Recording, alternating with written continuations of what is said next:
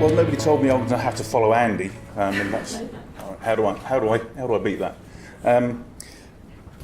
My name's Stuart Fitt.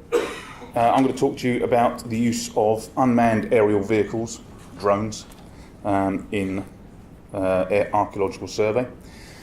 I can't promise this next 15 minutes is going to change your life, but I hope you find it interesting.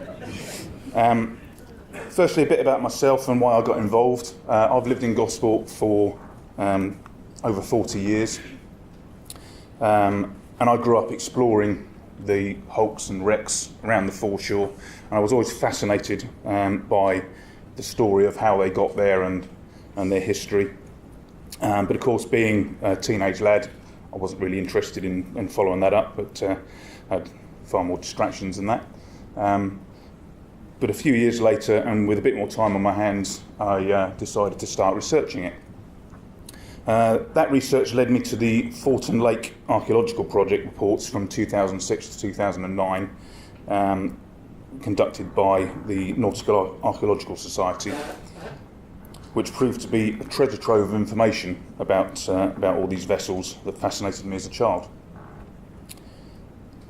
Then a few years ago, I booked a place on a tour of the wrecks of Fortin Lake, which was part of the Gosport Heritage Open Days. It was a fascinating and insightful morning conducted by Lauren. There was many highlights, including finding the Wellington boot left by the unlucky chap from the previous day's tour. However, during the course of the morning, Lauren discussed the increasing use of drones in archaeological survey and how they sometimes struggle to get the resources, i.e. the drone and the pilot. And this got me thinking, and I subsequently contacted Lauren to offer my assistance, besides which offered me a great excuse to upgrade my drone and chance to spend as much money as my wife does on shoes.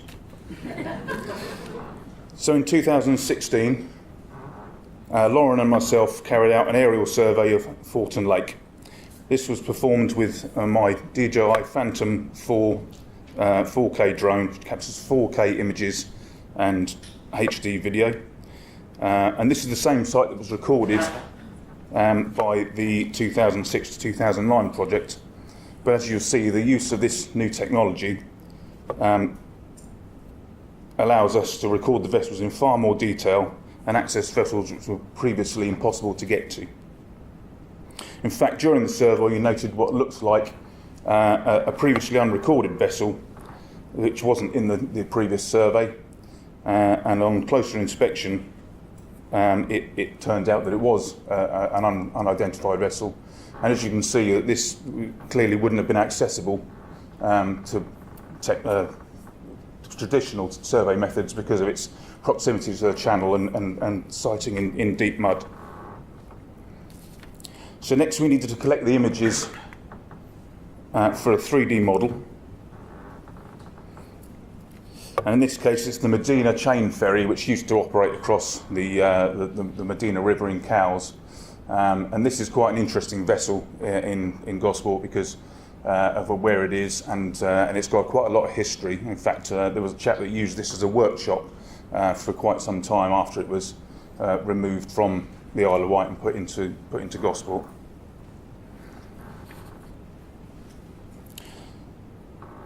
So to do this, we used numbered plates, as you can see there, as targets to help with the post-processing. And the model requires a selection of images. So we have we take two linear passes and two circular passes with taking images at different heights and different camera angles. It takes a lot of skill to fly in a perfect circle like that. I would imagine it would. I mean, the drone software does that for you anyway. So, I mean, if you had to do it yourself, I'd imagine it'd be quite difficult. So as you can see, the 3D models that it builds. Hopefully, this is going to work. So these are the 3D models that they build from the images that we take.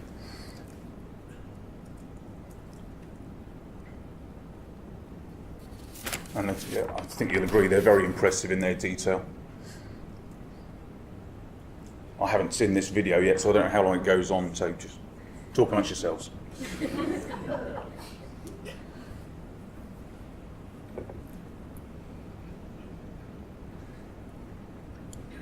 Lauren, give me a heads up when this is about to finish, and I'll move on.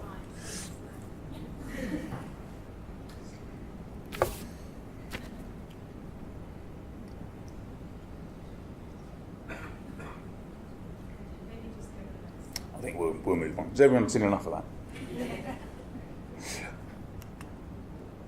So earlier this year I joined a training session with Citizan on this minesweeper, which is located just around the harbour from Fortin Lake.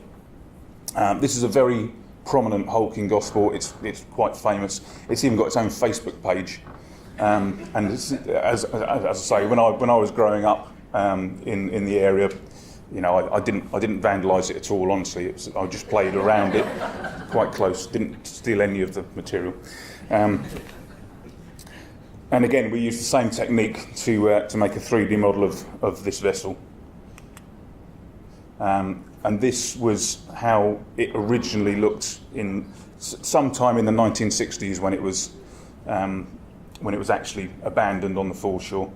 So this is the hole they cut in the side to remove the engines, and it was basically left there to rot. So you can see in that time how much it's decayed over that time. So the 3D model, do we have the 3D model of this one? Or not? It's not on here. Okay. So yeah, you can see how much that's decayed over that time. And again, we'll revisit some of these and in a couple of years and make another model and basically see how much decay there has been.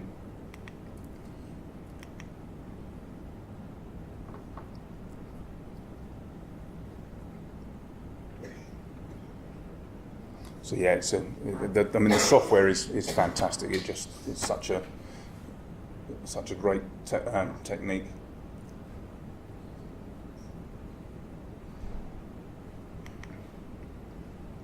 So in terms of future planning, certainly that unidentified vessel in Fortin Lake warrants a lot more investigation. I'd love to find out what that is.